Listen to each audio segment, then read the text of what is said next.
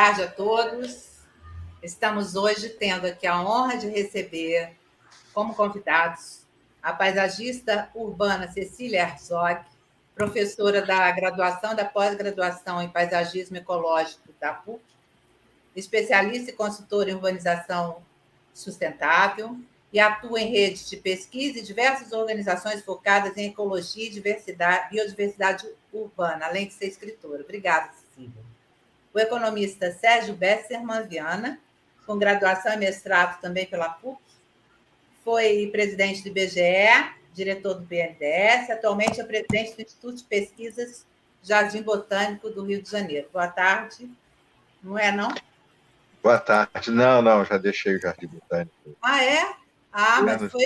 então, mas é o nosso querido Sérgio Besserman Viana. Obrigada por estar aqui.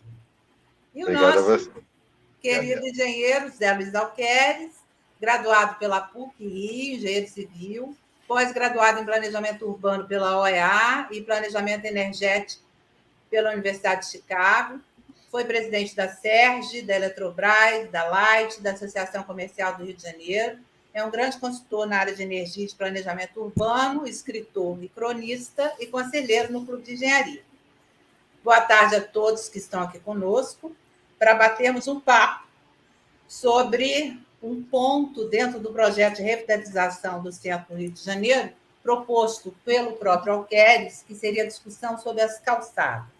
E a pergunta é: como tornar as calçadas atrativas?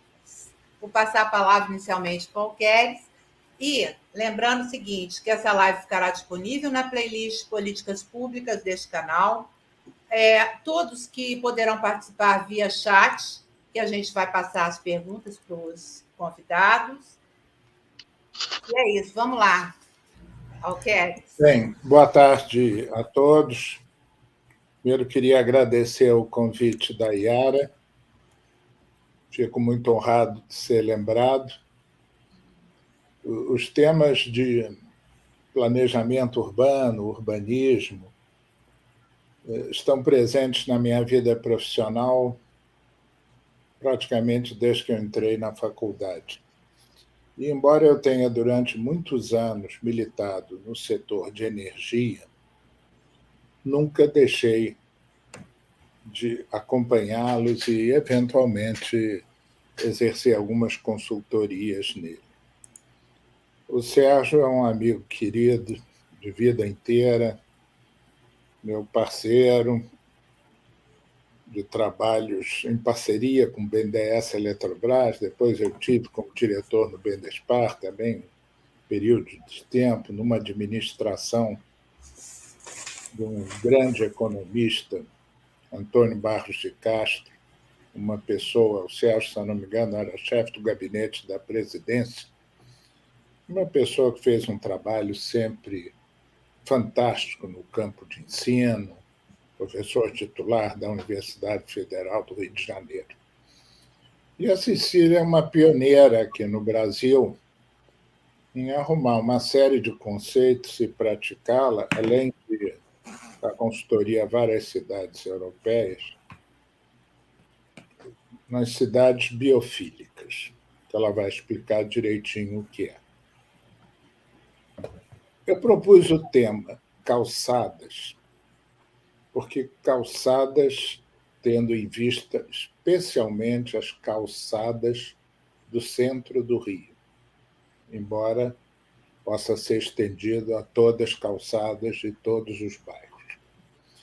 E as calçadas são as avenidas das comunicações interpessoais presenciais.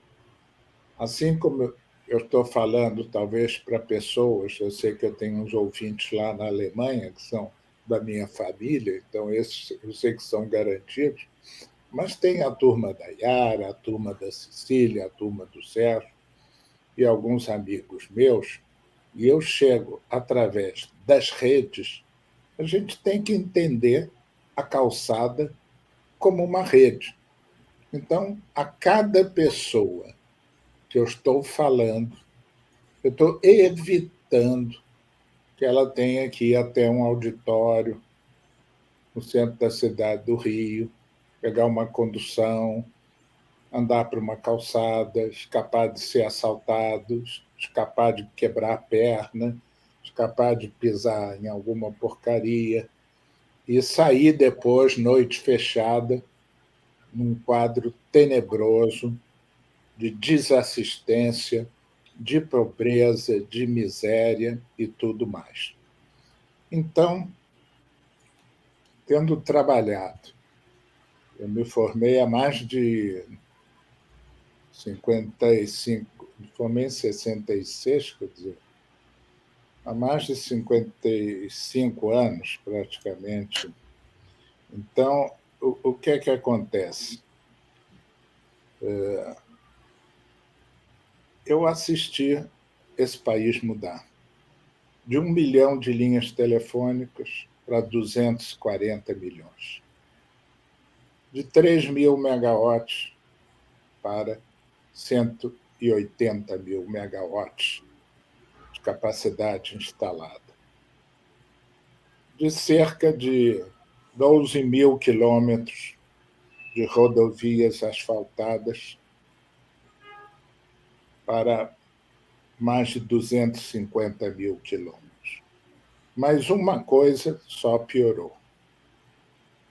É essa miséria. E eu tenho muito medo que esse último degrau que nós estamos trilhando da modernidade, do trabalho à distância, de certa maneira, nos isole, não deixem a chaga à mostra, não façam muita gente não ver o seu semelhante. Então, eu sugeri esse tema à Yara, porque eu acho que ele é um tema complexo. E eu acho que a prioridade total e absoluta nós o resolvemos. Eu vi populações de rua miseráveis na Índia. Vi populações vivendo nos cemitérios na capital do Egito, só 30 anos atrás. É incrível, 30 anos depois, eu ver um quadro mais tenebroso na minha cidade. Então, como é que a gente precisa resolver isso? Eu acho que o centro do Rio tem o problema e tem a solução, mas não está se encontrando os meios. Eu tenho visto muita ênfase, um trabalho espetacular feito pelo Washington Fajardo, mas um trabalho setorial. É que eu chamo setorial. Um trabalho que está se focando principalmente nos aspectos arquitetônicos e urbanísticos. Eu acho que o primeiro grande foco é o trabalho da assistência social. E eu acho que todos esses trabalhos têm que ser vistos ao mesmo tempo. A assistência social, o arquitetônico, o urbanístico, o de coordenação entre os vários níveis de governo, federal, estadual, municipal, para que esse trabalho tenha sucesso. E acho que cabe ao Estado organizar isso, mas também pode caber ao Estado, e essa é a minha proposta, ser inovador, ser criativo, criar meios que estão à mão, junto com o Poder Legislativo, para poder atuar com agilidade nisso. Então, eu me lembro muito lá do meu período de escola, quando a gente tinha a Companhia de Desenvolvimento de Comunidades, CODECO. O Dr. Marcílio Marques Moreira foi um diretor. Essa CODECO fez um projeto que até hoje é um projeto icônico, que foi, não é, desenvolvido por um querido amigo já falecido, parte arquitetônica, Carlos Nelson, do IBAN, que era o projeto de desenvolvimento da favela lá em Bragepina, comunidade Bragepina. E eu acho que a gente tem que fazer isso na favela, tem que fazer isso no centro da cidade. Eu acho que a gente tem construções que não faltam, que podem realmente, dando um ligeiro banho de loja no sentido, abrigar as pessoas que lá estão, cadastrá-las. Tem as pessoas que estão na rua porque vivem da rua. Tem as pessoas que estão na rua porque vivem, esse primeiro grupo, eu digo, vivem de esmolas e contribuições e do restaurante que dá comida e tal. Depois tem o pessoal que trabalha, que fica lá, que não tem dinheiro para voltar para casa.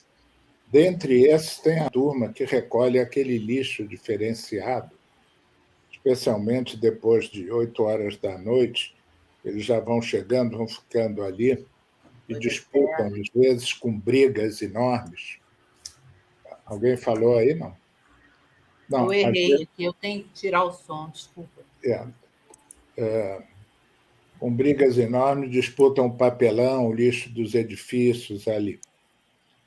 Enfim, tem todo tipo de razão para pessoas que moram e ficam na rua. E essas pessoas, se nós fizéssemos uma analogia, como eu comecei com as redes, são aquelas falhas, aqueles obstáculos, aquelas poluições. Elas dificultam os outros papéis que a rua e que a calçada têm, e que são papéis ligados ao desempenho das atividades econômicas, ao fluxo de pessoas, ao desenvolvimento do comércio e todas as coisas que vão produzindo, então, uma grande desvalorização do centro. Se você verificar assim, em termos de valores imobiliários no Rio de Janeiro, você não estaria muito longe em dizer que, com exceção de bairros mais privilegiados, feito Ipanema, Leblon, algo aí da ordem de R$ 10.000 por metro quadrado, é um valor que você deve encontrar apartamentos de classe média e salas em localizações feitas Tijuca, Barra e outras, e até menos em outros locais.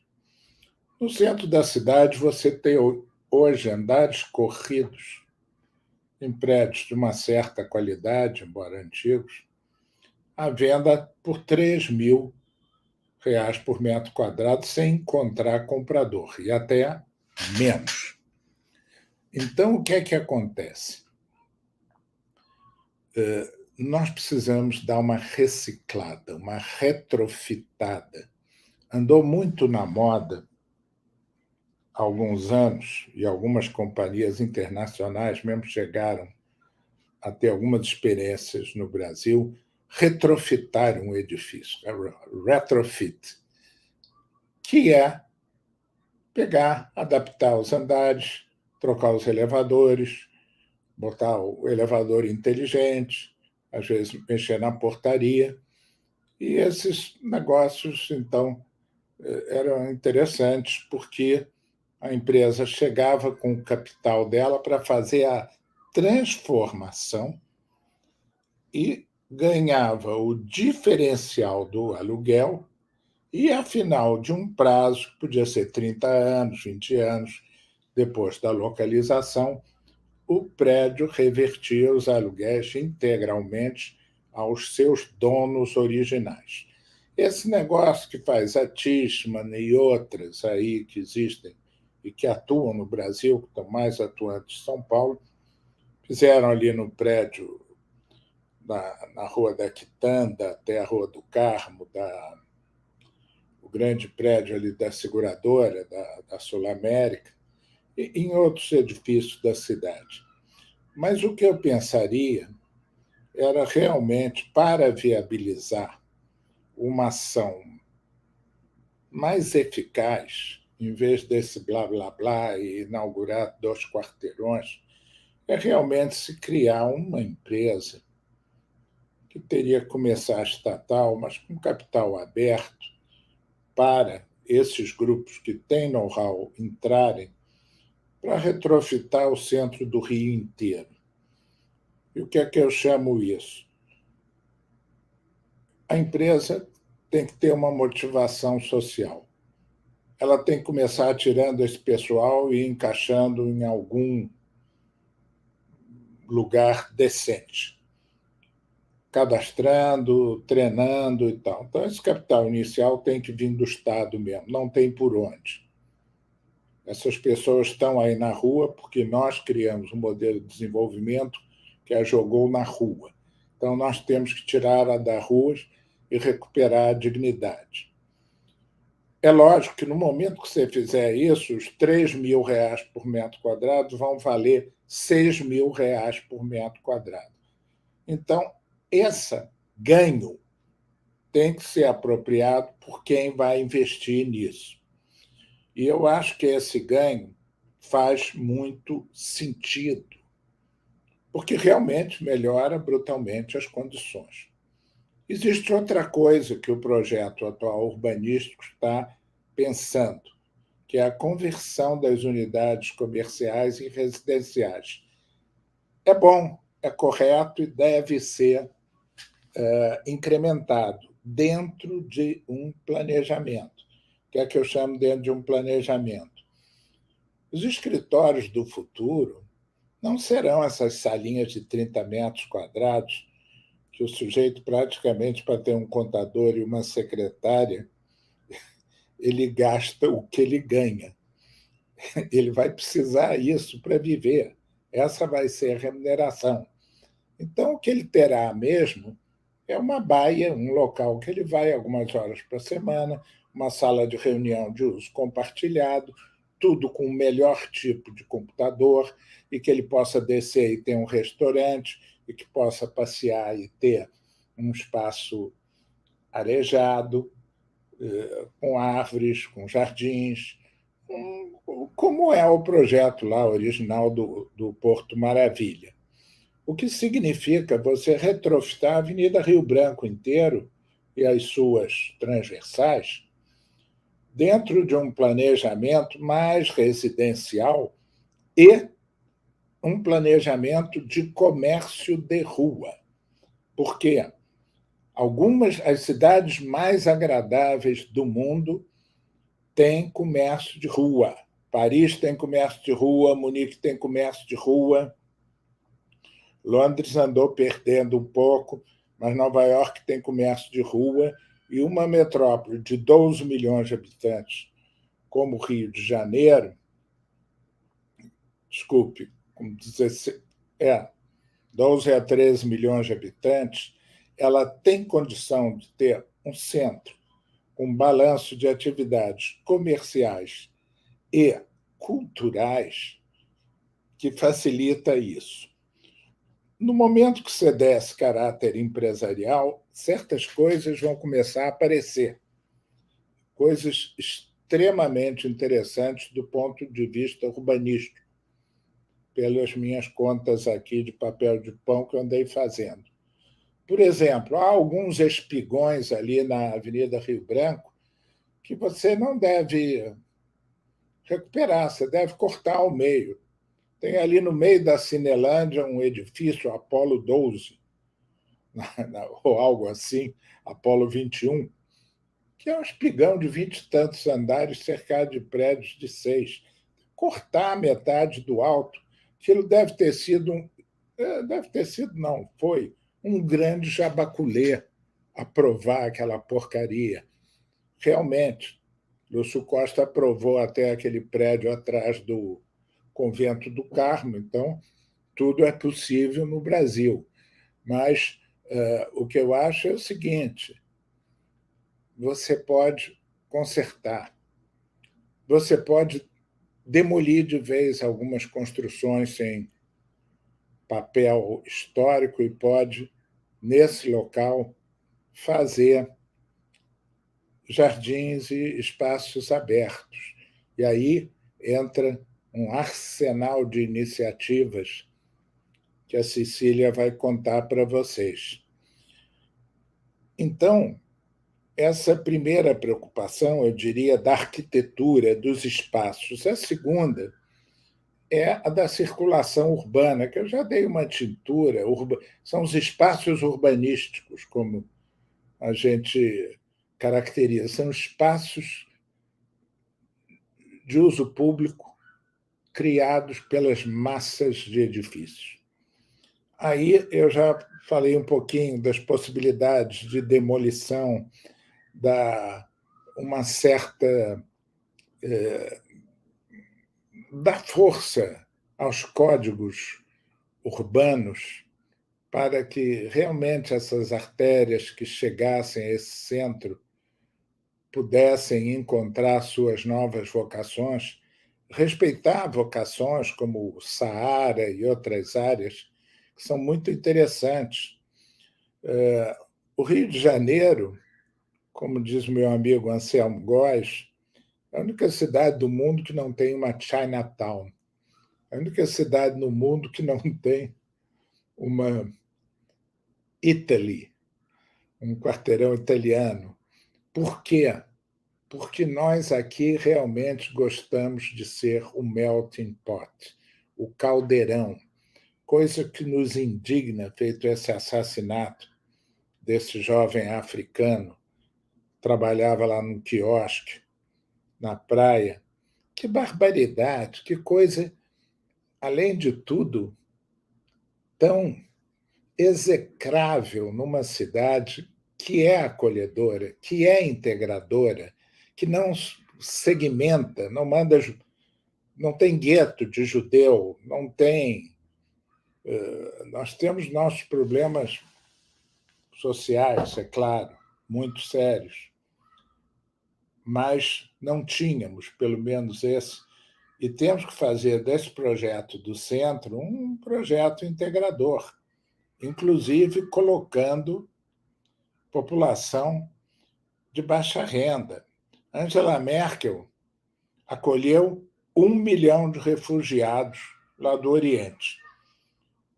Ela não fez como a França fez em bairros de árabes, em Toulouse, em cidades periféricas de Paris, onde o pau come todo fim de semana, queimam 40 ônibus e não sai jornal nenhum.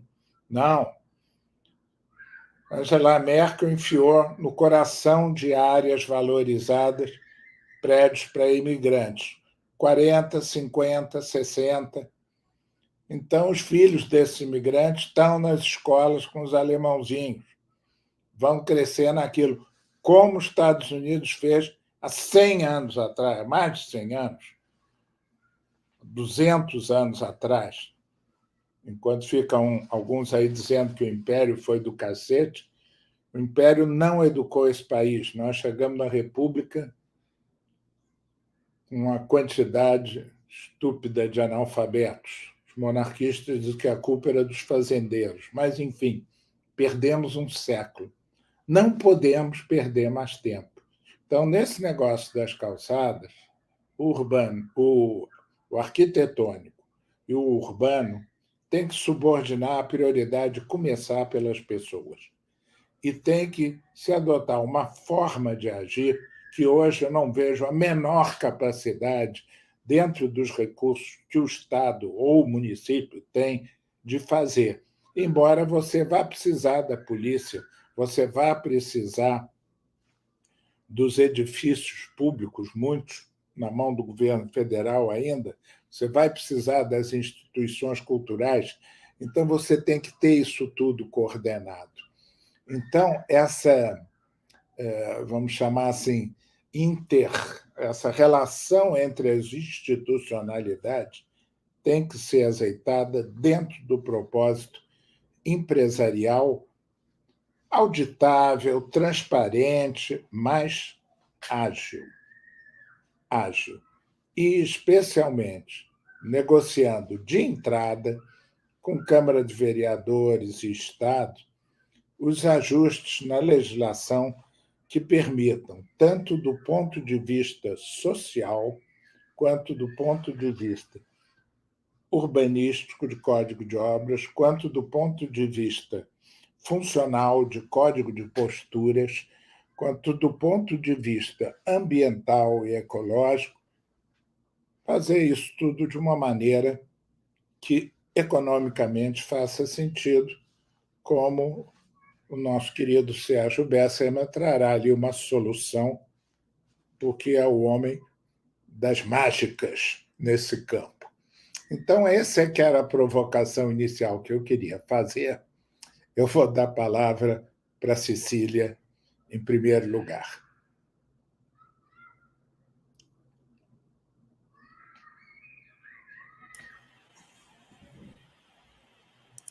Obrigada, muito obrigada pelo convite. Estou super satisfeita de estar aqui com essas feras, Alqueres, Bessermann, a Yara, para falar de um tema que assim, é muito relevante, né? Eu acho que é muito caro para todo mundo, né? Eu acho que isso daqui, quem não enxerga porque não tem interesse, né? Realmente, que nem o Alqueres acabou de falar, vive na sua bolha, né? E não enxerga porque não quer, né? Porque essas pessoas se tornaram invisíveis até a hora que elas afetam diretamente a vida desse indivíduo, dessa família, enfim. Então, eu acho que a gente vive numa sociedade extremamente desigual, como já foi falada, e a gente tem muitos desafios desse momento que a gente está vivendo.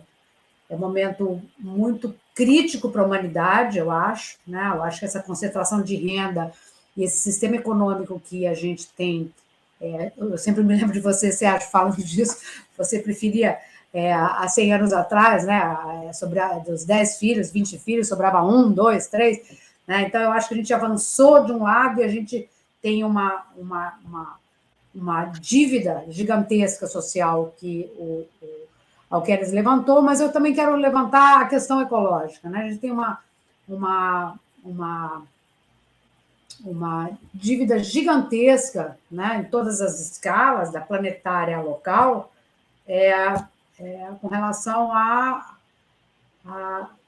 assim, conviver com as forças, os processos naturais.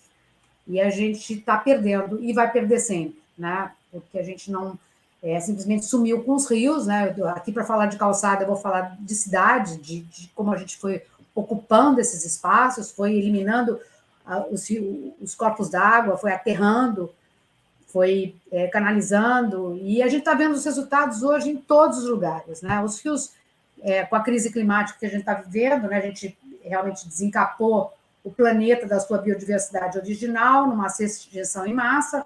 Sérgio, desculpa se eu estiver roubando alguma coisa das suas falas, mas eu acho que a gente tem assim, interesses comuns, né?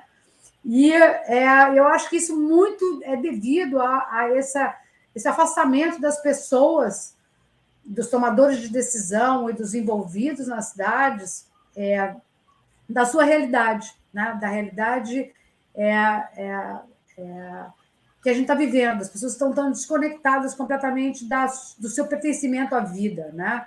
Eles não têm esse sentimento biofílico que a gente tem inerente de pertencer à natureza, né? A gente se sente bem quando a gente está numa área verde, de frente para a praia, assim, no meio da natureza, numa cachoeira, todo mundo se sente bem, né? Todo mundo gosta de ouvir passarinho, a maior parte gosta. Eu tenho uma irmã que tem pânico de borboleta, mas ela é total exceção, as pessoas gostam de ver borboletas, então, e a gente perdeu isso, né? Eu acho que essas gerações que chegaram mais recentemente, acho que muitas delas nem sabem o que é isso, né? Tem medo de qualquer mosca já entra em pânico, porque não convive com nenhuma, não tem nenhuma relação com a rede de vida que nos mantém aqui nesse planeta, por isso não dá menor valor, né? Então, acabar os tigres, acabar o urso polar, acabou. O que eu tenho a ver com isso, né? Então, falta essa conexão e que a cidade precisa ter, né? Eu acho que tem um foco muito forte no automóvel, né? A gente tem cidades que são completamente pavimentadas para dar espaço para o automóvel, as calçadas são, entrando já um pouquinho no assunto das calçadas, são extremamente apertadas, né? A gente não tem lugar para a gente caminhar, né? Então, a gente vai estar falando tanto da questão social, né? Hoje as calçadas estão até servindo de abrigo, hoje não, né? Já tem bastante tempo, que as pessoas dormem embaixo de marquises nas calçadas, até em Ipanema, não precisa ser nem no centro, vai para Gávea, Ipanema, Leblon, você vai ter uma população de rua que dorme no meio da calçada, né? Nos bairros mais, porque é ali que eles não têm nem dinheiro para voltar para casa, mesmo que eles tenham casa fora do centro, eles não têm como pagar a condução de ida e volta. Então, eles dormem ali em condições absolutamente desumanas. Né? E, ao mesmo tempo, a gente não tem uma cidade completamente selada, não tem áreas de permeabilidade, não tem uma arborização decente, né? A gente não tem o plano de arborização, o PEDAL, né? O famoso Plano Diretor de Arborização Urbana, está na gaveta do prefeito, eu nem sei há quantos anos. Ele está lá, o Sérgio deve saber disso, né, Sérgio? A Isabel Lobato capitaneou isso, né? Fiz parte até dos grupos de trabalho dela lá, a gente fez oficina e tal, e ele está lá engavetado. Então, as nossas árvores, elas estão doentes, mutiladas, tanto na copa quanto nas raízes, quanto senis, porque elas precisavam ser... já estão plantadas há muito tempo, e como a gente, elas são mortais, né? Chega uma hora que elas se vão, e qualquer chuva que dê mais forte cai de dezenas, né? A gente cansa de ouvir, e a culpa não é da árvore, a culpa é de como ela é plantada, de como ela é tratada, né? Das espécies que são plantadas. Então, eu acho que a gente tem assim, um conjunto muito complexo, né? Porque a cidade é um sistema socioecológico, econômico, tecnológico, que interage com inúmeros agentes, com muitos interesses, né? E eu acho que essa coisa do Star Architect, que inclusive eu critiquei muitíssimo no Sérgio acho que até acompanhou isso, na pré-Olimpíada, no período pré-olímpico, né? Eu fui muito crítica do que estava sendo feito no Rio de Janeiro, continuo, né? Eu continuo crítica do que tem sido feito. Eu não estou acompanhando muito, porque estou até morando fora do país, então hoje eu não estou assim no cotidiano do Rio como eu já tive. E eu acho que a gente tem assim ainda acho que falta visão sistêmica, né? A gente ter esses prédios icônicos, como Norman Foster desenhou o outro fulano desenhou outro, então esses arquitetos, isso aí já era, né? Hoje a gente faz edifícios tipo Singapura. Singapura era a city, era uma garden city, depois virou uma cidade de jardim, depois virou uma cidade no jardim, né? E hoje é uma cidade no parque, a city in the park. Então, a ilha de Singapura, que tem 5 milhões de habitantes aproximadamente, é toda pensada conhecem todos os ecossistemas, tanto terrestres quanto os marítimos que estão em volta, para proteger, porque a elevação do nível do mar está aí, está comendo a nossa linha de costa, né? A Barra da Tijuca já foi levada várias vezes. Então, eu acho que a gente tem muitos desafios mesmo, né? Tanto climáticos quanto sociais, essa desigualdade que é absolutamente inaceitável, na minha opinião. A falta de contato e valorização da biodiversidade urbana nativa. São Paulo tem feito um trabalho mega legal lá, tem muitos coletivos trabalhando nisso. Eu tenho acompanhado muitos deles há bastante tempo já, assim, enfim, tenho uma relação bastante próxima com várias pessoas que capitaneiam isso lá. E, com isso, o carioca foi perdendo, né? Ele vai à praia, dá jogo, ele vai para futebol. Meu pai já falava isso quando eu era criança. Eu sou de São Paulo. Meu pai falava assim, no Rio, quando tem nenhuma manifestação dá certo no Rio de Janeiro, se domingo der sol e praia, né? E tiver jogo do Flamengo, então não aparece um, né? Então, eu acho que o carioca, eu até como visão de uma paulistana que imigrou para o Rio, hoje já estou fora do Rio, mas eu vivi no Rio mais de 40 anos, então eu senti essa diferença muito grande de não valorizar. O carioca acho que assim, na maior parte, sofre de falta de urbanidade, né? E não olha para o lado, e não percebe também, não sei se falta base de comparação com outros lugares para saber que o Rio de Janeiro tem muitos problemas, além daquela paisagem magnífica que o Rio tem, que para mim é única, a cidade mais linda do mundo, de cima, né? E quando a gente desce no chão, e principalmente se a gente vai para a Zona Norte, Zona Oeste, você não deve... É assim, é absolutamente inaceitável que isso aconteça no Rio de Janeiro. Só que isso acontece, né? Isso acontece recorrentemente. Então, eu acho que essa reforma, voltando para as calçadas do centro, tem uma grande oportunidade, né? De sair carro, de tirar carro, né? Fazer, talvez como Barcelona, super manzanas lá, né? De Barcelona, que é aquelas super quadras, em que o Salvador Rueda, que lá tem a secretaria, a macrosecretaria da cidade de Barcelona, é de ecologia urbana, porque é tão complexo que você tem que entender a ecologia, a relação entre tudo isso que eu estou falando para você poder planejar uma cidade. Por isso, até o grupo que a gente participa lá no criado aí, chama Urbanismo Ecológico, foi influência minha nessa história, né? Porque eu acho que a gente tem que ter essa visão ecológica muito profunda mesmo, né? Para conseguir pensar os espaços urbanos, para poder projetar os espaços urbanos, para que eles sejam multifuncionais, eles beneficiem todas as classes sociais, que eles incorporem todas as classes sociais nos mesmos espaços, que nem você falou aí, que na Alemanha eles acolhem os imigrantes nas suas... mesclado ali, né? Porque vai para a escola pública e acaba se misturando, as crianças se misturam desde cedo, então há muito mais tolerância, né, com o diferente, né? Não é que nem aqui no Brasil as pessoas vão para escolas particulares, porque as escolas públicas, enfim, tem muitos problemas, aí cada vez tem uma escola pública, a privada mais elitosa possível, para os ricos dos mais ricos conviverem só entre eles. Então, eu acho que a gente aí tem inúmeros desafios, acho que e uma imensa oportunidade também com essa transformação do centro, se tivesse esse olhar mais sistêmico, não só de lançamento de habitação no centro, porque não vai... Eu, por exemplo, jamais moraria no centro do Rio de Janeiro, e eu estou morando no centro de Lisboa hoje. Estou no centraço aqui, estou em cima da praça do Cais do Sodré, né? Então, assim, estou morando aqui no centro, de noite eu saio, volto, não tem o menor problema, o menor medo. No Rio de Janeiro, eu jamais vou à noite.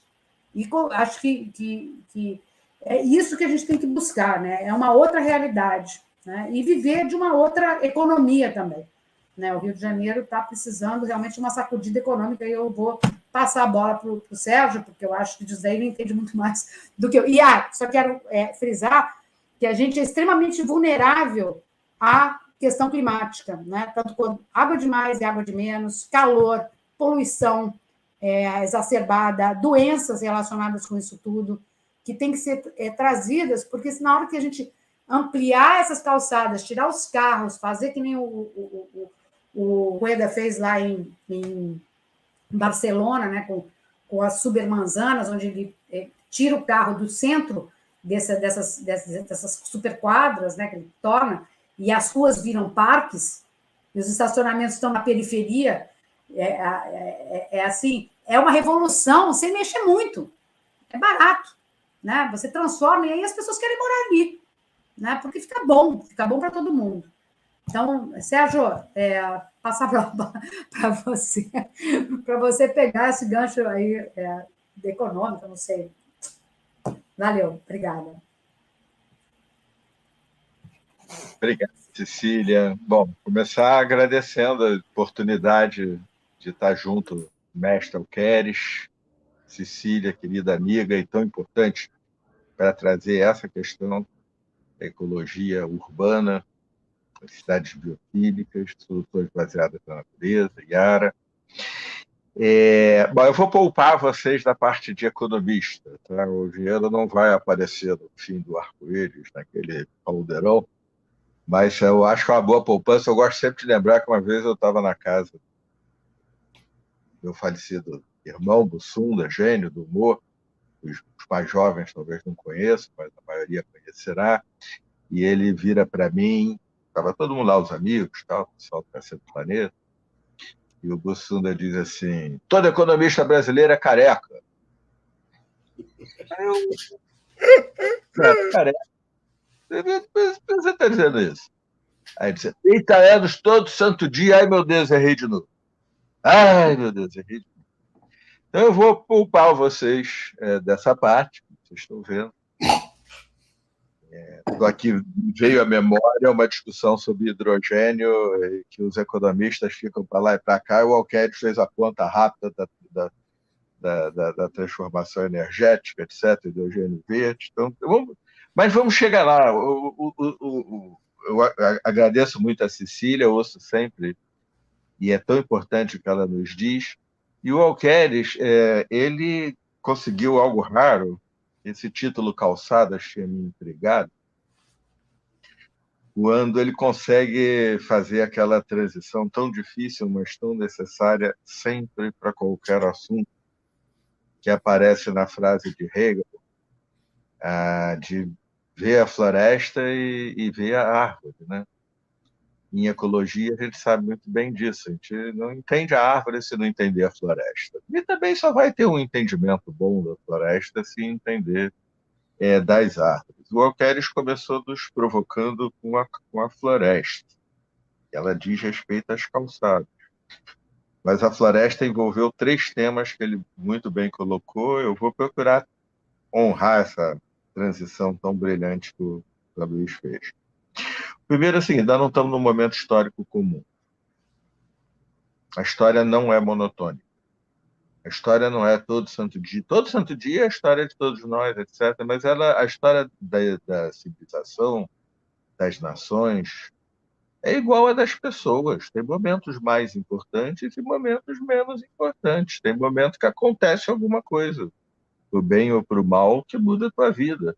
Tem momento que você toma decisões, já vou trabalhar ou vou fazer essa viagem, caso ou não caso. E assim também a história. Cidades, empresas, países e da sociedade global hoje em dia, da civilização. Só que as ondas são mais longas. Fica mais difícil de perceber. No Renascimento, provavelmente, a maioria não sabia que estava no Renascimento, sabia que tinha um sujeito pintando o teto da capela de um jeito completamente diferente, o cara devia ser maluco. A mesma coisa, e hoje nós temos essas ondas da história, desde a micro a macro. A história global tem pela primeira vez desafios globais, então nós vamos ter que encontrar um jeito de ser tribo de todas as tribos, continuar a história da Torre de Babel, não é pouca coisa.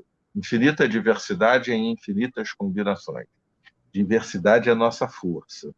Mas nós precisamos de governança global, senão nós não enfrentaremos a crise climática, nem a crise de biodiversidade, nem muitas outras. Não estou falando de governo mundial. Prefiro morrer queimado nas chamas do aquecimento global do que botar um maluco no governo mundial e passar 4 anos deprimido. Como é que faz para tirar?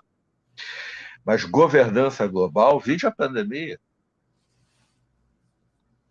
Pouquinho mais, todo mundo sabia que ela vinha há 20 anos, e, no entanto, a gente continuou gastando muito mais dinheiro em caças aéreos de supergeração, etc., do que ter CRISPR, a máquina de edição de DNA, e virologia. Se tivesse tido uma aplicação de um caça desses, nós hoje, que já produzimos milagres tecnológicos, iríamos ainda mais longe. Então, nós estamos num momento muito importante da história. Um deles impacta diretamente na questão da mobilidade e dos centros de cidade, que é a necessidade de acabar com a mobilidade burra, com a mobilidade desinteligente, com a mobilidade de pessoas e de cargas sem qualquer necessidade. A pandemia foi quem...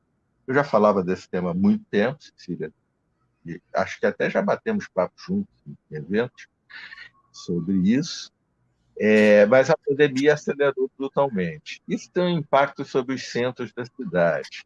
A ideia do centro de cidade como hub de negócios acabou. Claro, o nosso secretário de Urbanismo, Washington Fazzaro, está fazendo a primeira coisa a fazer, que é tentar incentivar que se more num lugar que já é infraestruturado. Mas, nesse contexto de mudança histórica, talvez o que a gente precisa para planejamento e governança, talvez, mas concordando inteiramente com o Alqueires, exigiria, e não é o secretário de urbanismo sozinho, é a sociedade carioca, como as várias sociedades, exige um nível de pensar fora da caixa, de pensar fora, ser capaz de planejar, ser capaz de fazer apostas com ótica de carteira. Algumas apostas darão certo e elas serão suficientes para valer tudo que a gente fez, mas outras não darão, porque ninguém sabe exatamente o que vai acontecer com downtown, o que antigamente a gente chamava de centro, de hub de negócio, centro de cidade. E eu tendo a crer, estava implícito na fala do Alqueires, que vai ser que nem energia. Não vai ser assim, tira os fósseis e bota X. Tira os fósseis e bota um portfólio que é inteligente se ele for adaptado às circunstâncias territoriais, socioeconômicas, locais. Acho que os centros de cidade vai ser muito parecido. Isso torna mais importante ainda o que o Alqueires nos disse sobre a necessidade de pensar o futuro do centro com capacidade de pensar fora da caixa e de planejar. A Cecília terminou falando em mudança climática. É disso que nós estamos falando. Então, um tipo de governança diferente, talvez o BID, né, os distritos, talvez, mas pensar diferente e ser capaz de agir diferente é uma condição para dar certo. Agir só com base nas trilhas conhecidas e do passado não vai nos ajudar num mundo que a gente sabe que está em transição profunda. Ela se dá no contexto de um fenômeno brasileiro que nós temos preferido, como o cérebro, de um modo geral, prefere, tamponar para não acabar com o nosso conforto psíquico. A gente está preferindo não ver. É aquela coisa do óbvio ululante de Nelson Rodrigues, ou, como as neurociências explicam hoje, o cérebro te protege. A desigualdade brasileira, ela não é só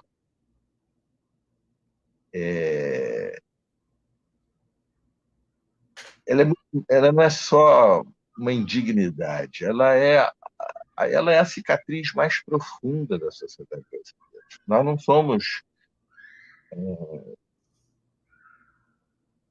em aquilo que a economia chama economias que contam, do ponto de vista da economia internacional, ela só é comparável à da África do Sul. E é comparável também à da sociedade global, o mundo como um todo. Eu, pessoalmente, acho até, vou ser sincero agora, aquele motorista da Presidente Vargas, que ouve no rádio: atenção, motorista da Presidente Vargas, cuidado, muito cuidado, há um louco na contramão. E eu sou aquele que diz: não, todos. Eu devo estar errado, porque geralmente a gente atribui a nossa desigualdade a características da história brasileira. Eu, quando percebo que o mundo é mais desigual ainda do que o Brasil, e nós já vivemos uma sociedade global, acho que as causas mais profundas da nossa desigualdade são as do modo da história global. A gente pensa na escravidão, mas a escravidão aqui foi um produto. O racismo foi criado para justificá-la, o racismo estrutural, e ela não foi à margem, ela não é atraso. Ela, em primeiro lugar, foi o primeiro empreendimento colonial da história, produtivo. Os portugueses fizeram no Brasil. Antes, quando você conquistava, o Império conquistava, ele taxava ou pilhava. Ou geralmente taxava e pilhava. O primeiro a produzir foi a cana-de-açúcar no Brasil. Foram os portugueses que trouxeram a planta lá da península, que experimentaram nas Ilhas Canárias, mas precisava de mão de obra. Reinventaram, reaproveitaram uma escravidão ancestral, uma uma escravidão permanecia, mas não era o cerne, reinventaram. Para isso era preciso justificar que, como que ocasionalmente até cristãos pudessem ser escravos, surge o racismo estrutural. Depois ela redivive, ou seja, numa outra linguagem, a acumulação primitiva de capital precisou de escravidão.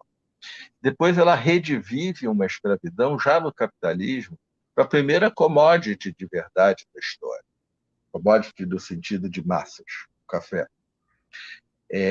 Precisou de mão de obra, o mundo já abandonou, a escravidão começando a ser condenada. Os ingleses lucraram muito, né? Tem aquela frase, a mineração deixou buracos no Brasil, igrejas em Portugal e fábricas na Inglaterra. Tudo baseado na escravidão, tráfico negreiro, onde ingleses, portugueses, brasileiros, africanos. Mas isso não é a margem da história, isso é o próprio veio da história. E explica uma desigualdade que nós temos muita dificuldade para reconhecer. Eu acho, Alqueires vai me perdoar aqui, nós participamos de grupos comuns, com pessoas que amamos, mas eu acho que igualdade de oportunidade é fundamental.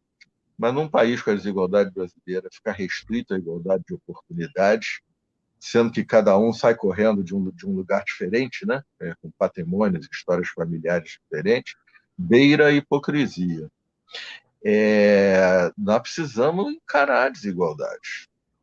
E aí eu vou me permitir usar o personagem Darcy Ribeiro, que andava na Avenida Atlântica, autorizado a retornar pela ditadura militar, por causa de um câncer de pulmão, viveu mais de 2 décadas e tanto, com uma norueguesa amiga dele, muito mais jovem, e ela então diz assim, eu estou contando essa história porque eu vivi ela, eu vou contar depois.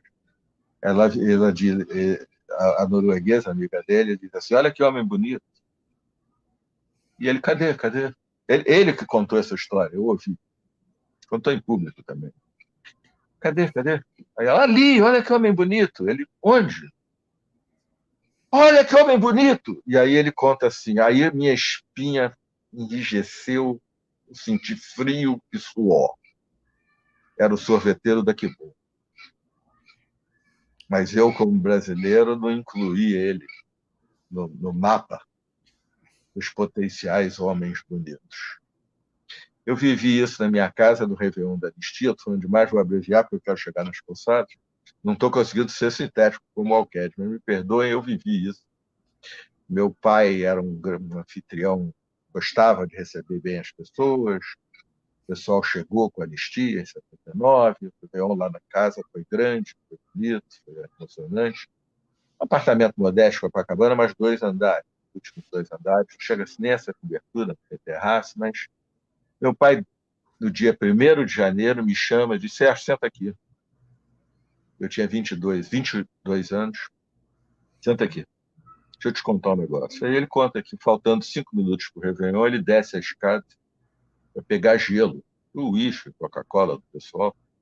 E aí a Luísa, que trabalhadora doméstica e amiga da família, estava ali, ajudando, ganhando um extra, mas tocou, maranhense, imigrante para o Rio de Janeiro. A Luísa vira para ele e diz assim, doutor Luiz. Aí meu pai contando, a Luísa chega e fala, doutor Luiz, e aí eu digo para ela, o que foi, Luísa, acabou o gelo? E quando eu acabei de falar essa frase, eu tive um frio na espinha, senti frio e suei, porque ela queria me dizer, doutor Luiz, o ano novo. E eu, comunista, Partido Comunista Brasileiro, achei que o gelo tinha acabado, porque eu sou brasileiro. Entendeu, Sérgio? Essa gente que a gente está vendo nas ruas tem que provocar em todos nós isso que o Zé Luiz, não é a primeira reunião que ele está participando, que ele está nos falando, isso. Nós precisamos de reconstrução nacional. Reconstrução num contexto de reconstrução histórica. Isso não é um problema, isso pode ser uma oportunidade. E no centro do Rio, vamos aqui a uma outra questão que o Zé Luiz também tocou. Urbanismo. Urbanidade. A civilização surge nesse plano da liberdade individual nas cidades. E uma das coisas que a calçada nos oferecia era a privacidade. Você era nobre dentro de casa, mas ia para a rua, você era igual a todo mundo. Era igualdade. Igualité, liberté, fraternité, sororité. Hoje em dia teríamos que também acrescentar, né? Seria só machismo falar em fraternité. Nós precisamos de calçadas cheias de câmeras para tudo quanto é lado e algoritmos de inteligência artificial para reconhecimento facial. Agora, nós precisamos de uma legislação que proteja a nossa privacidade, que torne crime rigoroso se isso for utilizado para outras finalidades. Ponto número 1 sobre calçados. Eu vou dar a ponte, porque eu não sou tão brilhante quanto o Alqueires, mas vou dar uma ponte mais geral. Então, começamos por aí. Em segundo lugar, nós precisamos de calçadas que sejam o lugar onde a gente anda tão pouco no Rio de Janeiro, a gente vai a Paris, anda longas distâncias. Aqui no Rio, para andar do Largo da Carioca para a Praça Tiradentes, E se quiser andar na direção da Lapa, não tem calçada. Simplesmente não tem. O servidor público ali do BNDES durante anos.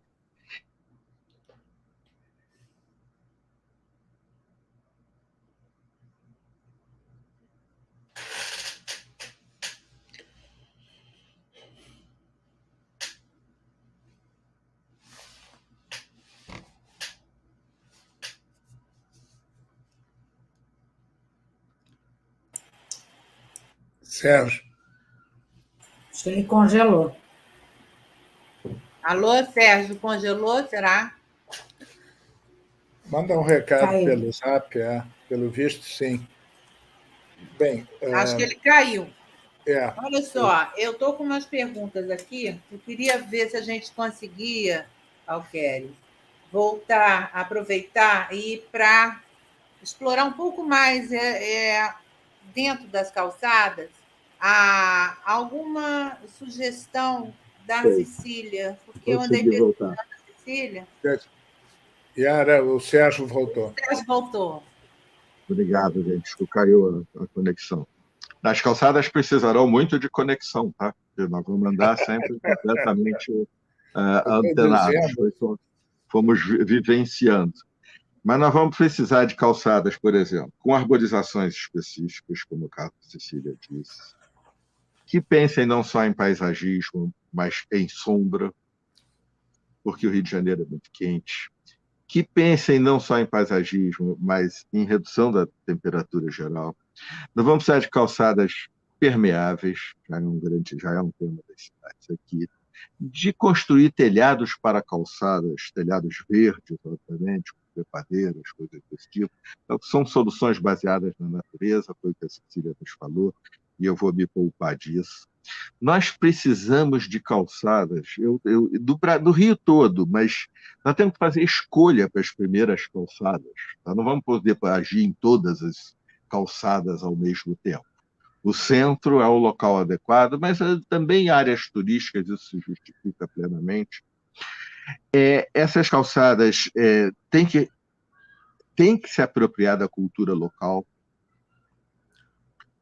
A desmobilidade, a redução da mobilidade burra ou eliminação dela não diminui o papel das calçadas, aumenta. Que nós vamos ter mais tempo para ir para a rua, para esse comércio local, ou para ir para encontrar com as pessoas, ou para ir para o centro que nos atraia, não como hub de negócios, mas nós não temos respeito nenhum pelas culturas locais. A gente anda pelo Rio de Janeiro, a gente não sabe. A gente vai a Buenos Aires, a gente sabe onde é que o Borges passeava na quarta-feira à tarde. Tem lá as placas. Na terça-feira, o trajeto dele era outro, Jorge Luiz Borges. Aqui a gente vai ao centro da cidade e não sabe. A gente teve um grande, gente. Machado. E outros gigantes, mas um acima de tudo. A gente vai no centro da cidade e não tem Machado de Assis, a não ser da frente da Academia Brasileira de Letras. Nós precisamos da cultura local, dos sambistas, dos heróis.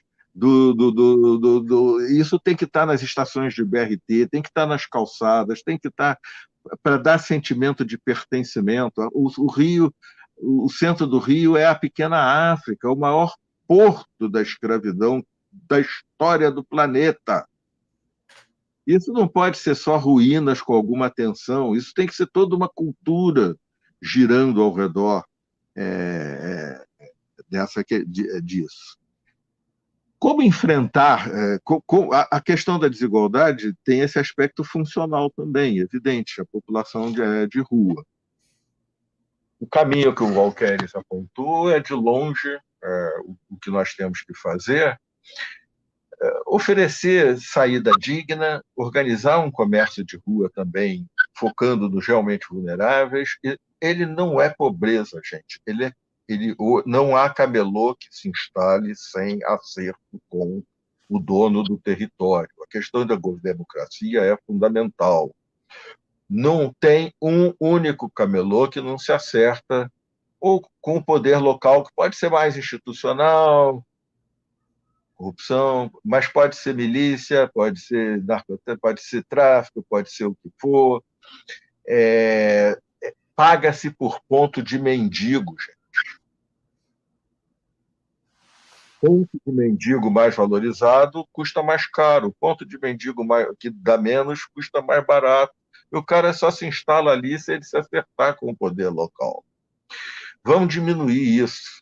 Vamos permitir um comércio local, mas vamos colocá-lo no contexto da grande luta brasileira por uma redução da desigualdade. E ela não é só desigualdade. Como desigualdade de renda é muito mais difícil, aí a gente tem que ir para a questão das oportunidades, tributária, etc. Vamos pensar a desigualdade nos termos da história que meu pai me contou, que Darcy Ribeiro contou, que o Zé Luiz sempre insiste tanto quando fala, que sai do coração. Somos todos iguais mesmo. Quando estiver na porta de uma UPA, o branco universitário e ameaçar se não for bem atendido, tem que ser atendido do mesmo jeito que o outro, que chegou, imigrante talvez do Congo, como esse assassino brutal dos Comores, mas que pode ser também uma pessoa recém-chegada do Nordeste, que pode ser alguém de Mandela, dentro do complexo de Manguinhos, sem documento. Tem que ser atendido, tem que ser igual. Nós temos que mudar a nossa cultura. Nós somos hierárquicos. Nós pensamos que não somos, mas somos hierárquicos. Nos exibimos pelas nossas roupas e objetos de consumo não sustentáveis. Essa primeira desigualdade tem que começar a ser considerada. Os jovens de hoje dizem cringe, sei lá como é que eles chamam. É igual na minha época dizia que era quadrado, era cafona, etc. e tal. Nós estamos com as voltas com políticas identitárias. Vamos incluir numa hierarquia superior até a questão da desigualdade de renda, que se apresenta sob a forma de uma hierarquia que se expõe nos objetos de consumo insustentáveis. E vamos fazer isso no plano urbanístico também. Eu acho que eu vou me dirigindo para terminar. Queria só dizer que no centro da cidade, especificamente, as calçadas também têm a ver com a Baía do Guanabara. No mundo inteiro, a beira do litoral é a área mais valorizada. A Baía do Guanabara virou um pinico. Uma vez eu tive a oportunidade de dizer ao prefeito Eduardo Paz, que beleza, hein? A gente dá uma acertadinha na alça do pinico e o patrimônio já valoriza. Foi antes da pandemia, foi antes da crise econômica, tem mais de 10 anos disso. Já imaginou se a gente limpa o pinico? Então, despoluir a Baía de Guanabara é algo crucial para que o centro do Rio tenha... E aí ele possa se abrir para a Baía de Guanabara, e aí serão arquitetos. Vamos usar soluções baseadas na natureza, mas vamos ter calçada ao lado da Baía. A gente hoje tem um penduricalho, um caminhozinho. Vamos botar ali atrás dos armazéns, vamos ter calçadão. Nós temos que criar formas usando natureza, habitantes, cultura, para atrair as pessoas para o centro, talvez até para quererem trabalhar no centro, mas não porque ele é um hub de negócios, porque ele se tornou um lugar legal de estar. Então, os edifícios de escritório coworking, etc., vão para lá porque é um lugar legal de ficar. É dessa maneira, com extremo cuidado no detalhe, no respeito às culturas locais, às pessoas, ouvindo, integrando as áreas mais pobres, e pensando fora da caixinha, que a gente pode ter uma solução que ninguém conhece exatamente qual vai ser, para o nosso downtown, para o nosso centro, pulmão da região metropolitana de 13 milhões de habitantes. O censo de 2000, a última frase, o censo de 2022 vai nos dizer isso. No censo de 2000, quando eu era presidente do IBGE, depois tive a felicidade de ir para o IPP e contratei da Escola Nacional de Ciência e Estatística o cálculo, porque isso não sai no centro. Quantas pessoas iam e saíam do centro da cidade todo santo dia, no ano 2000, para trabalhar ou estudar? 700 mil. Vamos contratar esse cálculo de novo agora em 2022, ou um observatório da cidade, ou o que for, e ver o efeito dramático fazer isso, mas a pandemia começou como uma síndrome respiratória, né? Era isso que a gente achava, essencialmente. Mas é associar isso. Vamos fazer essa conta, vamos descobrir qual é o efeito que a pandemia e essas mudanças todas têm sobre esse pulmão do Rio e descobrir as novas formas de que ele seja de respiração mais saudável, menos desigual, com uma governança que ouve mais as pessoas e que consegue planejar fora da caixinha. Obrigado. Sérgio, obrigada. Agora eu vou fazer a primeira pergunta aqui para você, que chegou através do Fernando Lima. Você acha que o projeto Reviver Centro do Eduardo Paes, ele entrega a região à iniciativa privada? Não, absolutamente. Entrega o que tem que ser entregue mesmo, imagina. Gente, a gente tem que gastar dinheiro em segurança, saúde, educação, não no retrofit habitacional dos prédios.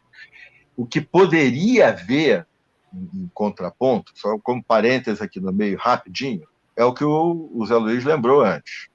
Algumas residências populares, isso poderia ser objeto de investimento público, como aconteceu em todos os lugares, Nova York, né? Não é coisa da União Soviética, não, gente. Aconteceu em todas as cidades europeias, Nova York, no Japão. Algumas coisas poderiam ser pensadas para a habitação mais popular, de modo a gente ter ali uma população com vários níveis de renda, né? Todos iguais, todos morando no centro do Rio. Mas o projeto Reviver é muito bem bolado e está dando certo para retrofit de prédios de outros usos para uso residencial.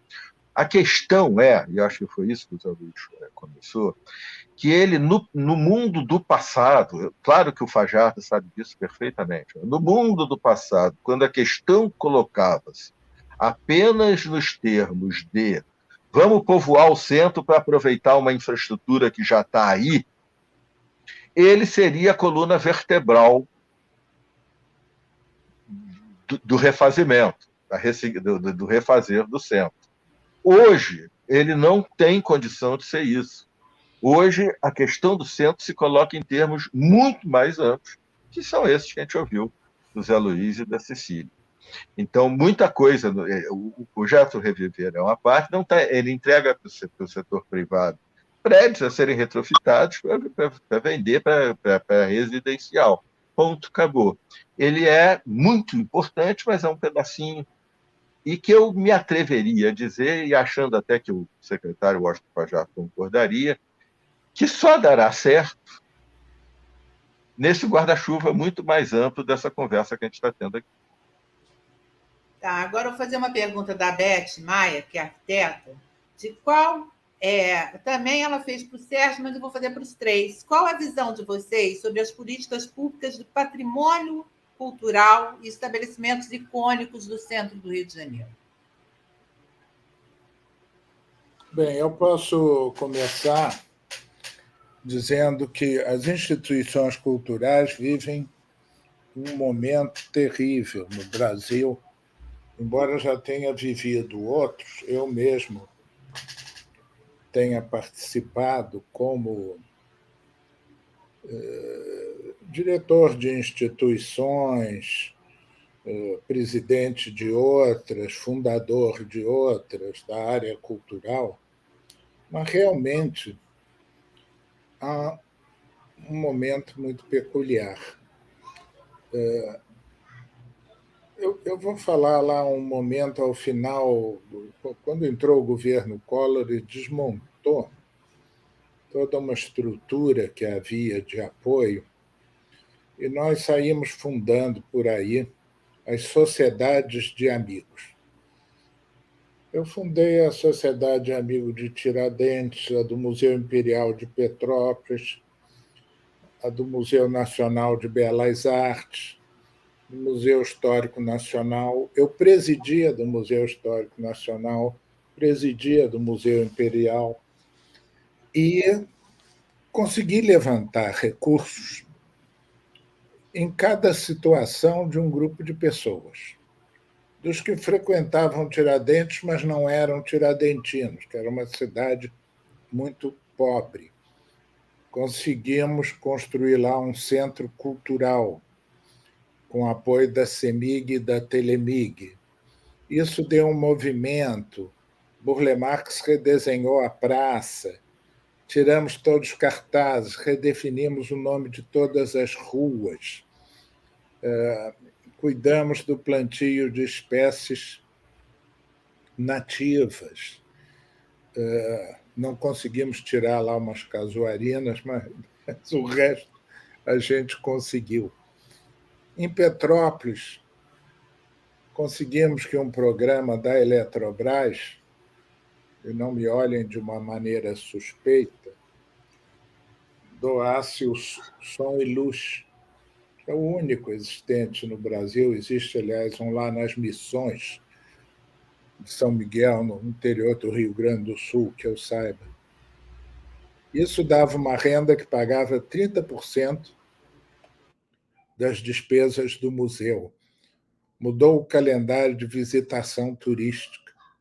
E está lá até hoje. Por quê? Porque entrou um governo aí e achou que o recurso das associações, já que elas funcionavam em próprios federais, deveria ser mandado para Brasília, constar do orçamento federal, e o orçamento federal atribuiria, então, recursos, na medida das necessidades. Quer dizer, tirar a receita lá do pobre do som e luz do Museu de São João del Rei para mandar, sabe lá para onde. Quer dizer, então você descolou a comunidade, descolou os interessados no apoio às instituições culturais. Hoje eu sou diretor do Instituto Histórico Geográfico Brasileiro. Publica, em continuidade, a segunda revista de mais longa circulação do mundo. O Instituto Histórico Geográfico tem lá entre os seus patronos Dom Pedro II, que fez grandes doações, tem obras fantásticas. Conseguiu construir um prédio ali na esquina da Augusto Severo, uns 40 anos atrás ou mais, e com passeio público. Tem 8 andares lá para alugar. Estão para alugar. Se alguém precisar de sala aí, salas grandes de 1.000 metros quadrados, por favor, alugue. Nós estamos alugando ao preço do condomínio, porque não aguentamos mais. O Clube de Engenharia tem uns 10 andares desocupados. Eu sou conselheiro do clube, a Yara sabe. A associação comercial que eu presidi tem vários andares desocupados. Então, perguntar o apoio para as instituições culturais, lato sensu, nessa hora, realmente é abrir aqui quase que uma portinha para uma choradeira grande. Mas o Rio o centro do Rio é riquíssimo nisso, na sua arquitetura, no seu espaço urbanístico. Quer dizer, você faz lá um Rio Centro, lá no fim do mundo, podendo acolher essas pessoas com qualidade, sei lá, nesse prédio, por exemplo, que eu falei da Sul América, que é um quarteirão inteiro, a Rua da Quitanda, a Rua do Carmo, entre a Rua Rosário e a outra. Parece aquela Galerias del Pacífico, que quem já foi à Argentina conhece. E assim tem muitos outros espaços vagos no centro do Rio. Eu acredito que, para que isso seja viabilizado, nós temos que pensar empresarialmente na criação de valor. Não quer dizer privatizar tudo, não. Eu digo que o próprio governo, o exemplo que eu dei, a Companhia de Desenvolvimento de Comunidades, era uma empresa pública. Apenas a gente deve pensar fora da caixa e implantar as ações. Um sábio, sapientíssimo amigo meu, estava se desculpando de não assistir isso, dizendo: Alqueires, eu tenho 94 anos. Ele foi o meu mentor. Uma ocasião eu falei para a senhora dele: Magali, eu não sei como é que o Roberto aguenta, eu estou em 10 instituições, eu vou pedir demissão de todas, dessas filantrópicas. E ela falou: pô, ele está em 40, Alqueires, é muito mais velho que você, ele tem 94 anos, eu tenho 78. Então é isso. Tem que fazer parte, não é, da nossa vida, do nosso tempo, de cada um dos habitantes da cidade, fazer a cidade funcionar. Mas eu quero dar um pulo, aproveitar o gancho aí que a Yara me deu a palavra, para nossas calçadas do centro da cidade serem utilizáveis. Elas estão incompatíveis, em alguns pontos, com os edifícios que lá foram construídos. Não há quem não goste de andar em Paris. Em Paris, as calçadas foram dimensionadas ao mesmo tempo que os edifícios. Por quê? Lá no Barão Haussmann, se vocês fizerem as contas, vocês verão que foi um grande momento da siderurgia francesa. E a siderurgia, quem conhece os processos industriais, sabe que ao produzir o aço e ao produzir o cimento, você produz também um produto que chama a escória de alto forno, que é uma espécie de um agregado, mas mais ativo. Você pode fazer esses blocos de cimento prensado e que tem uma capacidade de carga boa, até uns 8 andares. Então, a siderurgia, ali naquele momento, urbanizou Paris. Até 5, 6 andares. E quem já fez reforma num apartamento em Paris sabe que as paredes todas são de gesso, são vigotas de aço, então desenvolvido a custos competitivos, e aquelas paredes portantes do lado, que tornam a planta muito maleável. Quando a gente for fazer o retrofit aqui, não teremos essa vantagem. Os edifícios concreto armado são cheios de coluninhas, em geral, os edifícios antigos. Mas o que eu posso dizer que é absolutamente incompatível é a largura das calçadas da Rio Branco com a altura dos prédios que lá foram feitos. Elas são compatíveis com aqueles remanescentes de prédios da implantação da Avenida Central, 4 ou 5 andares ou coisas do gênero. por isso que eu, meio ousadamente, falei que a gente tinha que cortar os altos de uns prédios para criar os espaços urbanísticos agradáveis, para criar terraços, para criar clubes, como você está lá, o Ginástico Português. Tem uma bela piscina. Exatamente, você tem o prédio do Jockey Club, está lá, enfim, para dar. Lá no alto tem piscinas, tem instalações que tem que fazer realmente um clube ali de nível médio, muito bom, com espaços ótimos, como o ginástico, e construir outros. Esse número. E fechar Rio Branco ao trânsito. Também, tem que fechar aquilo aí. O trânsito, você tem que fazer um anel ali. Eu tenho minhas ideias pela Camerinha, na Avenida Passos, e fechar lá pelo outro lado. O centro todo é do povo, é a grande praça. É a única maneira de levar os conceitos da Sicília, corretíssimos, para fazer uma cidade humana. E vai ser ótimo, que todo mundo vai poupar o dinheiro da passagem, vai andar a pé, vai procurar morar lá, e aquilo ali vai misturar. Espero até que não precisem 700 mil pessoas irem lá, bastam ir umas 300 mil, e fazer uma redistribuição, porque você tem esse absurdo do centro e tem a Maré, e tem a Rocinha. Eu, em 1979, quantos anos tem? 40, 2019, eu fui o diretor de distribuição que eletrificou as favelas no Rio. 350 mil residências. Andava em qualquer favela. Havia tráfico? Havia os caras lá na tendinha e tal, davam. Havia milícia? Não havia.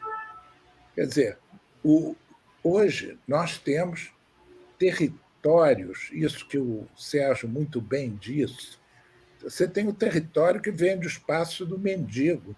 A maioria dos camelôs são a venda sem nota das lojas que ele acampam na frente.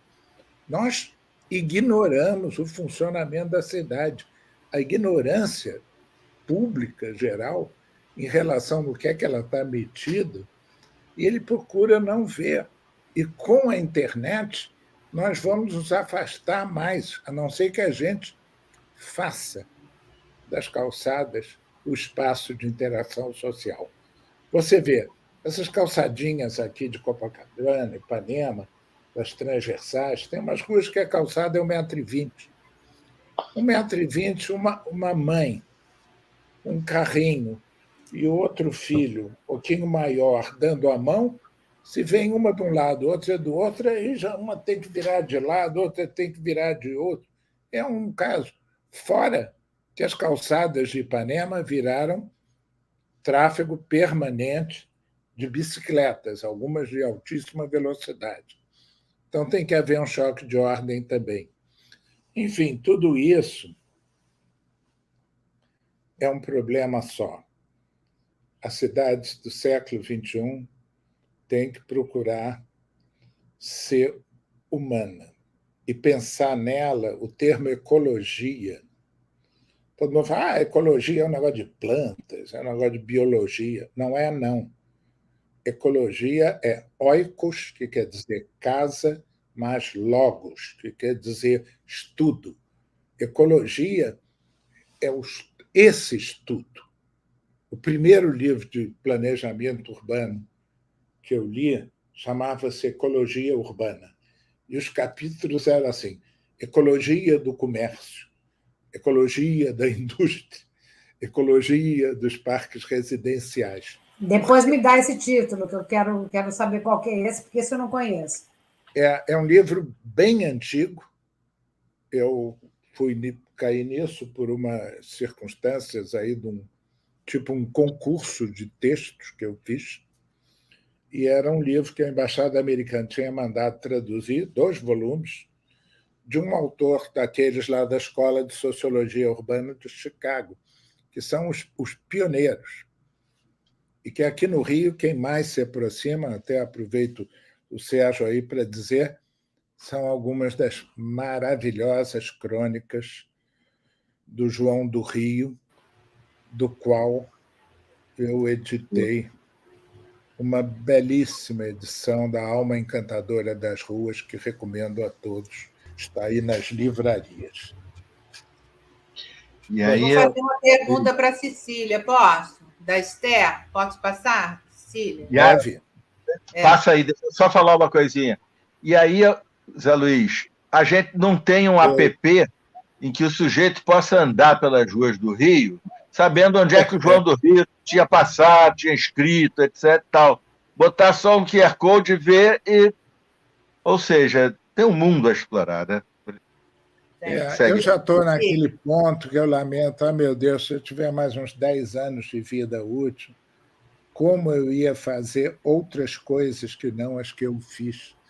Porque realmente a gente vai ficando sabendo mais o que é importante. Como é importante trazer a memória do João do Rio, do Machado de Assis, do Joaquim Manuel de Almeida, as pessoas que amaram a cidade, cada rua, cada calçada, cada pracinha, porque a cidade é o habitat do homem. O homem se civilizou quando foi para a cidade. Aí ele deixou de ser um cara que vivia de mão para a boca.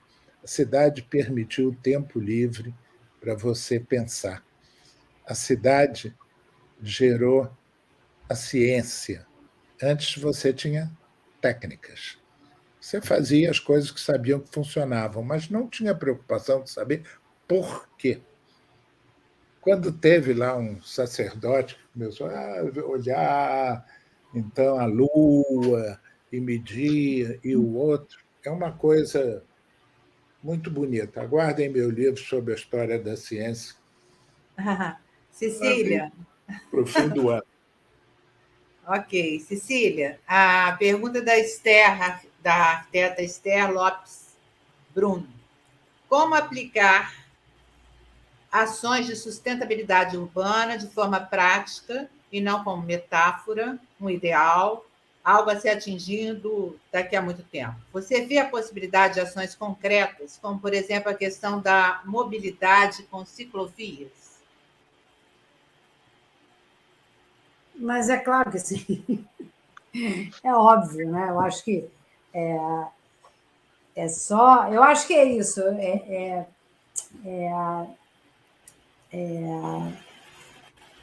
A gente perdeu muitas oportunidades nessa última, mais um pouco de que uma década, né? Uns 12 anos por aí, a gente perdeu muitas oportunidades e a gente foi indo ladeira abaixo, né? Principalmente, acho que no meu olhar, por equívocos de espraiar a cidade ao invés de concentrar a cidade para as Olimpíadas, né? A gente fazer o jogo imobiliário durante essas Olimpíadas, em vez de a gente fazer o desenvolvimento da cidade, aproveitar a oportunidade, que nem foi Londres, né? A gente tomou um outro partido. Né? O Rio de Janeiro tomou um partido do espraiamento, né? Enfim, de possibilitar os desenvolvimentos imobiliários que acabaram ficando fantasmas lá na Barra da Tijuca. Enfim, eu acho que houve muito... E deixou-se de fazer, né? O promenade olímpico aqui, que o Sérgio se referiu agora, né? Dessa borda da Bahia, essa borda, né? A gente falar de calçada, a gente está falando de borda, né? Entre dentro do prédio e fora do prédio, né? Onde as pessoas circulam e onde tem os carros. Então, como é que a gente faz essa permeabilidade, onde você tem esses momentos de interface mesmo, né? Entre a Bahia e a cidade, né? Essas calçadas que poderiam ter... Hoje a gente eu levava, né? Porque agora com a pandemia isso tudo acabou-se, mas eu levava a fazer visita de campo com alunas e alunos e a gente torrava, né? No promenade olímpico, umas árvores, lá pau-ferro e outras árvores de grande porte, plantadas em umas bacias de concreto, umas coisas assim absolutamente absurdas. Daí, na época do projeto, eu gritei muito, e podia ter sido feito tudo completamente diferente, né? E eu acho que dá para refazer isso, dá para retrofitar o que foi feito, né? E de custo baixo, de alto desempenho, até porque a gente vai ter que se adaptar à crise climática, né? Ela está aí, né? O Sérgio falou agora, a gente falou de ilha de calor urbano, a gente fala de poluição, a gente fala de um monte de benefícios, né? Físicos, emocionais, psicológicos. Eu tive aqui até uma palestra aqui na Fundação Gulbenkian, de uma psiquiatra falando sobre a importância da gente ter natureza na cidade, né? E as doenças, né? Depressão e outras doenças que são super tão assim assolando o planeta, não só aliás, os estudos não cobrem o Brasil, mas que a falta de natureza causa, né, aos urbanoides. Então, a gente precisa, e o custo que isso é para o cofre público, porque isso daí vai acabar no hospital, ou vai acabar em alguma tragédia, ou vai acabar... Tem sempre um mal final, né, essas doenças mentais e físicas que são causadas pela falta de natureza. E também pela não preocupação com adaptação aos impactos climáticos que a gente tem sofrido, né?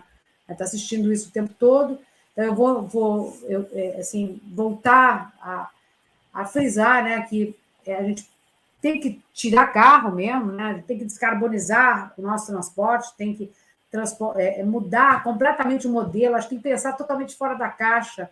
E eu acho que tem inúmeras oportunidades de reduzir custos em outras áreas com essas intervenções, né? Eu acho que, inclusive, os projetos mais ecológicos, que trazem natureza, eles são mais baratos e, no longo prazo, eles trazem muito mais benefícios, muito mais serviços ecossistêmicos, que é o nome que a gente usa, muito mais, quer dizer, eles trazem serviços ecossistêmicos, porque as soluções cinza, né? Essas soluções de engenharia convencional, de retificação de córregos e rios, pavimentação, asfaltar, que dá voto, né? Me lembro de criança, meu pai falando isso, né? Asfalta que dá voto.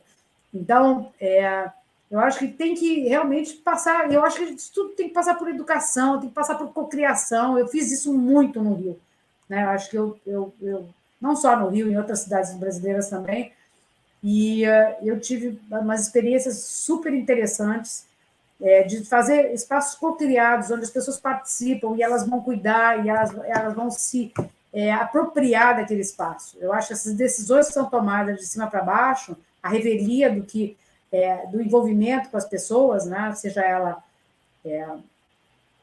usuária ou proprietária, eu acho que tem que botar todo mundo na mesa para se desenvolver essas mudanças, né? E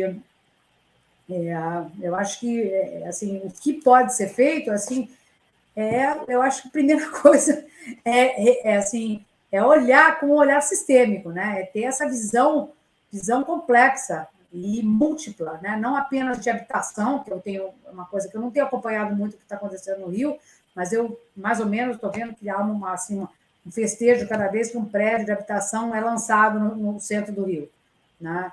Como se isso daí fosse resolver todas as questões muito mais abrangentes que envolvem esse reviver do centro, né? Eu acho que passa por muito mais ações, mesmo que nem o Alqueires disse, né? Tá aí, tem dinheiro, né? Aproveitando essa história, tem dinheiro. O Banco Mundial tem cartilhas de soluções baseadas na natureza. Tem fundos no BID para adaptação, né? Tem fundos para mudar de modal de transporte, sair do carro, né? Do carro individual. Você tem fundos, né, para transformar as cidades. Não tem projeto. Eu já tive essa experiência de pessoas me ligarem dos bancos e falarem assim, Cira, você sabe quem é que tem projeto? Que a gente tem dinheiro que vai caducar, a gente vai perder essa verba que está aqui por falta de projeto, né? Então, eu acho que a gente precisa ter bons projetos e correr atrás do dinheiro. Hoje você tem, né? Tem, inclusive, muitas empresas que têm compromissos, né? E que estão botando, tem fundos de investimento que estão aí. Eu acho que aí, eu não sou expert nesse assunto, mas eu trabalhei para o BID esse ano passado, aí para o Observatório de Infraestrutura, como consultora lá para um projeto que está no finalmente já, e tem dinheiro, eles têm publicação, inclusive, sobre soluções baseadas na natureza. Tem duas publicações que eu tenho aqui, né? E é só a gente querer, eu acho, né? Eu acho que é querer e a cidade querer, né? A população querer, a população se envolver nisso, cobrar do governante do momento, porque a gente tem que ter políticas de Estado e não políticas de governo, que é o que acontece no Brasil, né? É tudo assim, é para aquele momento e visando a próxima eleição, tem que ser tudo muito rápido, porque em 4 anos tem nova eleição. Então, ou de 2 em 2, né? No Brasil, na verdade, é a cada 2 anos. Então, eu acho que tem, assim, muitas oportunidades, assim, só precisa realmente ter mais abrangência, eu acho, botar realmente... Eu sou conselheira do Rio de Janeiro, assim, no papel, né? Me chamaram para um conselho, fiz 2 reuniões, recebi lá, meu filho me disse que chegou um livro lá, que eu dei o endereço da casa dele, que mas, de fato, eu não fiz coisa nenhuma, né? Eu botei lá no meu currículo, ficou legal, mas eu gostaria realmente de ter participado, né? Gostaria mesmo, profundamente, de ter contribuído para não ter até que sair da cidade, né? Na verdade, eu não saí só por causa disso, saí porque filhos meus saíram de lá, porque a cidade estava muito ruim. Então, eu acabei vindo na esteira deles. Mas é isso. Não resisto a dizer que aqui o conselheiro ele é, na realidade, o aconselhado. Quem vai lá nessas reuniões, senta lá numa cadeira e vê exposições de como os nossos governantes são do grande cacete, são caras fantásticos, maravilhosos. Depois eles respondem uma pergunta do secretário e dizem que as demais serão respondidas pelo e-mail. Até hoje nunca me responderam uma, mas eu acho o seguinte, não podemos desistir. A causa do Rio é importante. Nós temos lá um secretário de categoria, que é o Fajardo, fazendo o que pode. Eu acho que o Sérgio captou bem o que eu disse. É um negócio multiprofissional, de múltiplas especialidades. Precisa um desenho global, um guarda-chuva que arrume isso. Mas essas ideias que a Cecília trouxe, tanto as objetivas, no que diz respeito à presença da natureza, como até a de mobilização de fundos, de organismos multilaterais, vão estar na ordem do dia, porque apenas há coisa de 3 ou 4 anos, o mundo passou a ter mais do que 50% da população urbana, principalmente por causa da China, da África e tal. O Brasil já tem bem mais do que 80%, deve estar beirando 90%. Então, o modo de vida urbana é um modo de uma geração no Brasil, ou 2. Todos nós temos avós que moravam em cidades pequenas. A gente podia até imaginar e chamar de urbana. No meu caso, os meus pais mesmo. Então, nós estamos frente a uma outra realidade, e uma realidade que está mudando em função das tecnologias de informação e de comunicação, que substituirão até a própria intensidade da circulação presencial. Então, Yara, eu sei que nós temos um problema de horário, o Sérgio tem que sair agora, a Cecília está num fuso horário, já está entrando pela noite adentro. Eu acho que a gente passou o recado que nós temos que olhar para a cidade, nos seus componentes. A calçada é um componente importante. Eu poupei as pessoas que nos ouvem de um discurso contra a pedra portuguesa, já me fez realmente quebrar não só o pé direito quanto o pé esquerdo, porque a calçada portuguesa aqui se combina com os buracos africanos. Então, não é só aí, tá? Aqui em Lisboa é terrível também. Escorrega, não dá, só dá para andar de tênis. Se fizesse um campeonato mundial, é horroroso. Ver horroroso quem define andar. O pior tipo de calçamento ganharia a calçada portuguesa. Não tem como. As pedras saem aqui também, mesmo bem colocadas pelos calceteiros e tal, portugueses. Alqueires, é muito o Brasil, lindo, né? Quando ela está bem mantida, tem os mosaicos e tal. Se perguntasse, poucos meses atrás, o Brasil tem alguém que está entre os 3 melhores do mundo, e vocês se orgulham muito, não daria para dizer Neymar, porque ele já não está mais entre... De vez em quando entra. Mas nós tínhamos alguém, o pianista Nelson Freire. Pois é, morreu por causa disso. O único brasileiro que era o melhor, estava entre os 3 maiores do mundo, fratura o braço por causa de calçada ruim, entra em depressão e acaba. Esse tipo de coisa. Concordamos com isso. Yara, então eu acho que você pode fazer o fechamento. Vou fazer o fechamento, então. Primeiro, agradecendo a vocês pela generosidade com que nos brindaram com essa aula fantástica, esse bate-papo tão rico. Poxa, muito obrigada. Queria agradecer. Queria primeiro dizer o seguinte: esse evento é uma realização da ABEA. A ABEA é a Associação Brasileira de Engenheiras e Arquitetas do Estado do Rio de Janeiro. Foi criada pela Carmen Portinho, com mais 10 colegas, em 1937. E a gente está tentando resgatar a importância dessa entidade, que foi sufragista, quer dizer, um grupo muito interessante de mulheres, fundamental para a área tecnológica. Grande figura, Carmen, fundadora da ESD, mulher do Afonso Eduardo Reide. Ah, sim. Tia de uma querida colega minha de turma na engenharia. Pois é, foram 11 mulheres. E esse evento também teve o apoio do Clube de Engenharia, do IBEC, da ABS, que é a Associação Brasileira de Engenharia Sanitária e Ambiental, e do Sistema Confiacreia e Mútua. E queria agradecer a Janaína e o Rafael, da Mobiliza Comunicação, que nos apoiaram aqui hoje, e agradecer a vocês que estão assistindo a gente aqui e tendo o prazer de ter essas 3 pessoas tão fantásticas aqui com a gente. Obrigada a todos.